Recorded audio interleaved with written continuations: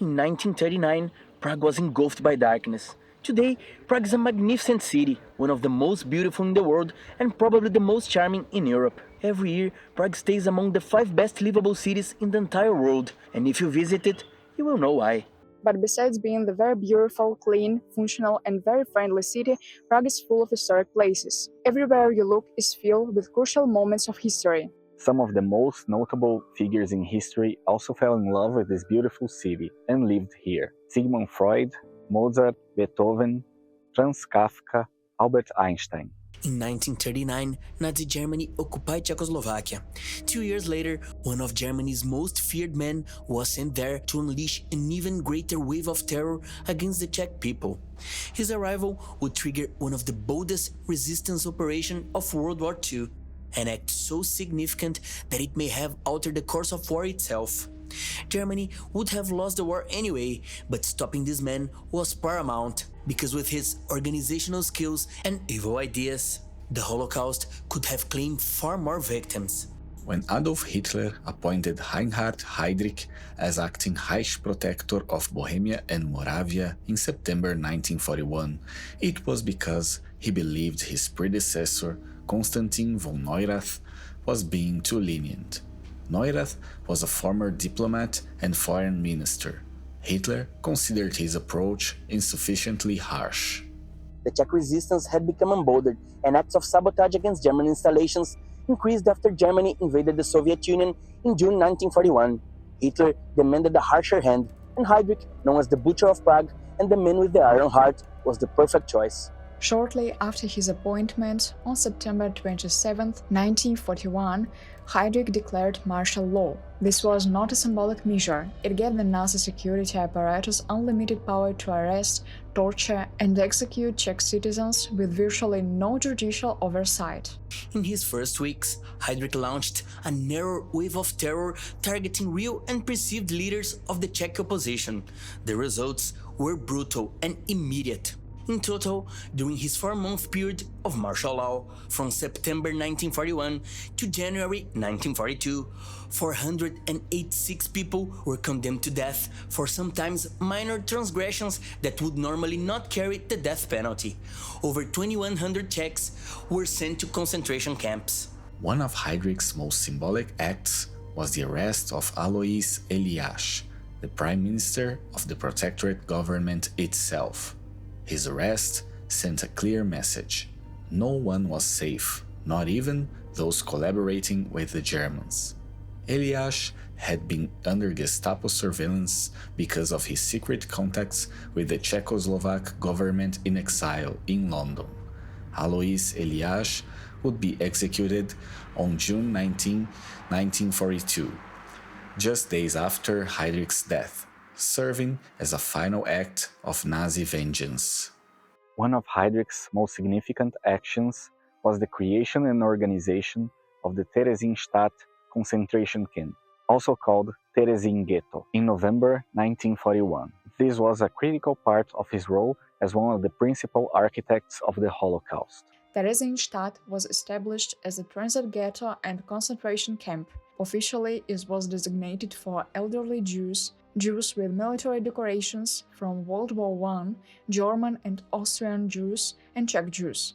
In reality, it was a way station on the road to death. Under Heydrich's administration, over 88,000 people from Theresienstadt were transported to a killing center, like Lodz and Auschwitz. Approximately 35,000 people died in Theresienstadt itself, from disease, harsh conditions, and starvation, and only about 19,000 people survived the war. Theresienstadt served another purpose. It was a propaganda showpiece. The Nazis filmed it to show it to international observers and claimed it was a Jewish settlement or a retirement community. Cultural activities were allowed and even encouraged for the cameras, creating a facade of normalcy. But the reality behind the cameras was horror, overcrowding, malnutrition, disease, and constant deportations to death camps.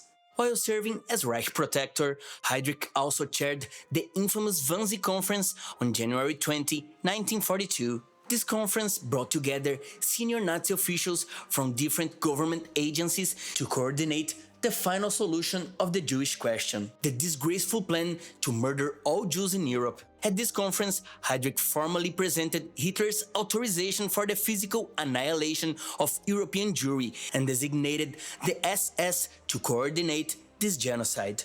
By late 1941, Nazi Germany controlled almost all of continental Europe.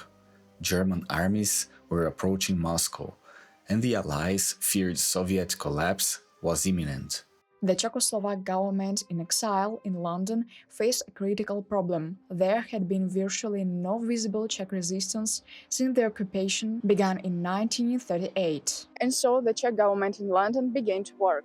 Heydrich was chosen as the target for multiple reasons.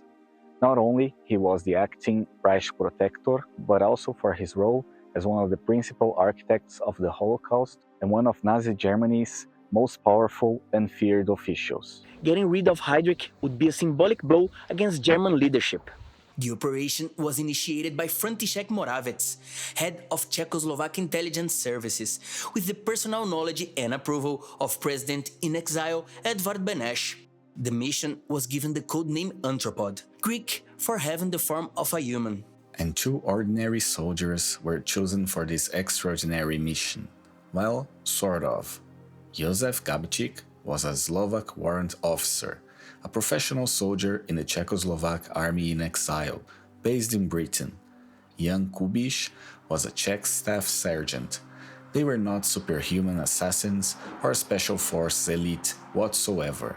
They were ordinary soldiers chosen for their reliability, courage, and willingness to accept an almost certain mission where they wouldn't come back alive. Initially, Karel Svoboda, a Czech soldier, was chosen to be Gabčík's partner, but he got hurt during training and had to be replaced. This is when Jan Kubiš was brought in. On December 28, 1941, at 10 p.m., Gabčík, Kubiš, and 7 other Czechoslovak soldiers boarded a plane in England. The paratroopers were divided into 3 groups, each with different missions. Gabčík and Kubiš were in the Anthropoid group, tasked with the elimination of Heydrich. The other 2 groups had separate sabotage missions. The aircraft flew towards Bohemia, but the RAF crew experienced navigation problems. Instead of landing where planned, near Pilsen, the paratroopers were dropped in scattered locations. Gabčík and Kubiš, along with their supply containers, parachuted in a small town located east of Prague. They had landed miles away from their intended drop zone. For the next 5 months, from January to May 1942, Gabčík and Kubiš lived clandestine lives in Prague. They moved constantly, never staying in one place for long. They contacted Czech resistance organizations and families who sheltered them, helping them with their plan. They studied Heydrich's routines, his security measures, his routes through the city. Local resistance leaders, terrified of Nazi retaliation, implored the Czechoslovak government in exile to cancel the operation. They were certain that an attempt against Heydrich's life would be of no use to the Allies and the consequences for the Czech people would be immeasurable. But President Beneš, through a personal radio broadcast, insisted for the attack to go forward. He saw it as the only way to validate Czech resistance and prove his government's legitimacy to the Allies. Gabčík and Kubiš had originally planned to kill Heydrich on a train, but after examining the logistics, they abandoned this idea. Then they planned to stage a cable across a forest road to stop his car, but after waiting for hours without Heydrich appearing, they were ordered to return to Prague. Finally, they settled on a third plan: attack Heydrich inside the city itself, on a curve where his car would be forced to slow down. At 10:30 on the morning of Wednesday, May 27, 1942, Reinhard Heydrich left his villa in Panenské Břežany, 14 kilometers north of Prague, to drive to his headquarters at Prague Castle. He was driven by SS Oberscharführer Johannes Klein. Heydrich was supremely confident in his position. He traveled in a green open-topped Mercedes with no protective glass, no roof, and completely exposed. To Heydrich, this openness was a demonstration of his authority, smugness, and the security of his occupation. Gabčík and Kubiš waited at a tram stop at the junction of Kirchmajerova and Veholej streets in Prague 8 Libeny, near Bulovka Hospital. They had chosen this spot because a sharp turn in the road would force Heydrich's Mercedes to slow down. A third operative, Józef Walczyk, was positioned 100 meters away to watch for the approaching car and warn them. At 10:32 a.m., Heydrich's Mercedes rounded the curve. Gabčík, concealing his Sten submachine gun under a raincoat, dropped the coat and raised the weapon to fire.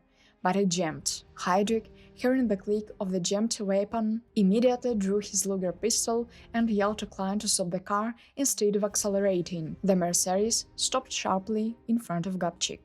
From a position where he hadn't been spotted, Kubiš threw the modified No. 73 anti-tank grenade, hidden in a briefcase. But his throw was hasty and panicked. Instead of landing inside the vehicle where it would have killed Heydrich instantly, the grenade landed in the rear end of the Mercedes. When the grenade detonated, shrapnel ripped through the right rear fender and the interior of the car. The blast hurt Heydrich pretty badly, driving fragments of metal, shrapnel, and most significantly, horsehair from the car's upholstery deep into his body. Heydrich suffered catastrophic injuries, massive damage to his diaphragm, a ruptured spleen, punctured left lung, and a fractured rib. Kubiš, standing closer, received shrapnel wounds to his face, but was otherwise all right. The explosion was so violent that it shattered the windows of a tram, injuring passengers on the other side of the street. Both Heydrich and Klein jumped from the shattered Mercedes with drawn pistols. Klein charged towards Kubiš, who had staggered against the railings. Kubiš recovered quickly, jumped on his bicycle, and fled away, firing his Colt M1903 pistol in the air to scatter fleeing passengers. Klein tried to shoot him down, but the gun jammed. Heydrich, staggering, went after Gabčík, who dropped the gun that had jammed and tried to reach his bicycle. Unable to escape on the bike, the Czechoslovak soldier took cover behind the telegraph pole and opened fire with his pistol. Heydrich returned fire, then suddenly doubled over in agony and collapsed against the tram railings. He was fatally wounded by the grenade. With difficulties, Gabčík and Kubiš managed to escape separately into Prague's streets, convinced the attack had failed. Heydrich was rushed to the Bulovka hospital, where he underwent emergency surgeries, and on the following days his condition appeared to improve. His fever subsided, and on June 2nd, when Himmler visited, Heydrich was even very chatty. But on June 3rd, while sitting up having lunch, Heydrich suddenly went into shock. His condition deteriorated very quickly and he slipped into a deep coma. Without access to penicillin, septicemia, commonly known as blood poisoning, had set in, likely caused by horsehair from the car's upholstery that had been driven into his body by the grenade blast.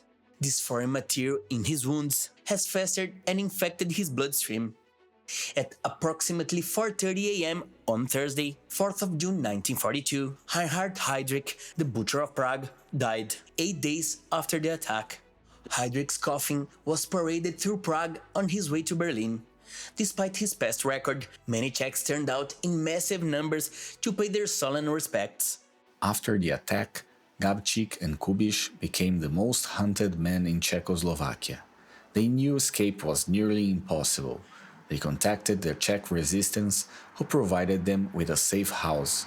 For 5 weeks, they moved from hideout to hideout, hunted by thousands of Gestapo agents and SS troops. The resistance network harboring them was infiltrated by a traitor. Karel Čurda voluntarily approached the Gestapo headquarters and revealed the location of various safe houses, receiving 5 million Czech crowns for his betrayal. After the war, he was tried for high treason and executed in Pankrác's prison in Prague on April 29, 1947. When questioned in court about his actions, Čurda defiantly replied, "I think you would have done the same for 1 million marks." On June 18, 1942, at dawn, 750 Waffen-SS soldiers and Gestapo agents surrounded the church of St. Cyril and Methodius in central Prague, where Gabčík, Kubiš, and 5 other paratroopers were sheltering. The siege lasted approximately 6 hours. The paratroopers, heavily outgunned, split into 2 positions, some fighting from the choir loft, others defending the crypt below. They had limited ammunition and knew there was no possibility of escape or rescue. The battle was intense. Machine gun fire raked the church. Grenades were thrown. The Germans tried to blast through walls and doors. The paratroopers returned fire, killing and wounding dozens of German soldiers. The Gestapo even summoned the Prague Fire Brigade and ordered them to flood the church crypt in an attempt to force the Czech heroes out or drown them. As the ammunition ran out and the Germans got closer and closer, the paratroopers had a difficult choice: surrender or die with dignity. They chose the latter. Rather than being captured alive, knowing they would face torture and interrogation, they used their last bullets to prevent Germans from getting to them. When German troops finally stormed into the church, 5 paratroopers were already dead. 2 others, including Jan Kubiš and Adolfo Palka, died shortly after on their way to the hospital from their injuries. To this day, the bullet marks can be seen in the walls of the Church of St. Cyril and Methodius. Bishop Matej Pavlik, the priest of the church, and other members of the congregation who had sheltered the paratroopers were arrested. They were later executed by the Nazis for their act of charity. Adolf Hitler ordered immediate reprisals on the same day Heydrich was assassinated. He initially wanted to execute 10,000 politically unreliable Czechs, but this plan was dropped because Czech territory was essential to German war production. Instead, systematic terror followed. Approximately 5,000 people were murdered in reprisals directly related to Operation Anthropoid. Estimated 13,000 people were arrested and interrogated. 486 death sentences were handed down in special courts. 262 people were executed at Mauthausen concentration camp on October 24, 1942, as retaliation for helping the Czechoslovak soldiers. The 2 villages of Lidice and Ležáky, falsely linked by Nazi intelligence to the assassination operation, were completely destroyed. All their populations were either shot or deported to concentration camps. Operation Anthropoid was the only verified government-sponsored assassination of a senior Nazi leader during the entire war. Reinhard Heydrich, one of the most evil men in history, was killed by 2 ordinary soldiers who knew they were almost certainly going to their deaths. Their mission succeeded. Heydrich died. The reprisals were horrible, but the Czech people and the world learned that even against Nazi evil, resistance was possible. Even against impossible odds, courage could prevail. Today, as you walk through the pristine streets of one of Europe's most beautiful and peaceful cities, it's almost impossible to imagine the horrors that unfolded on these very grounds just 80 years ago. The cobblestones that tourists now photograph, the cafes where people laugh with friends, the churches where people pray in silence. All of these were once stained with blood, fear, and desperation. Yet, this is precisely why Prague's beauty matters. It stands as a living monument to resilience, a city that endured one of history's darkest chapters and came out of it totally unbroken. The paratroopers who died in that church, the families who sheltered them knowing it meant death, the thousands who perished in reprisals. They remind us that freedom is not given. It is seized by those willing to pay the ultimate price. Their sacrifice still echoes through these streets. We must remember it, honor it, and ensure that such darkness never returns to darken our world again.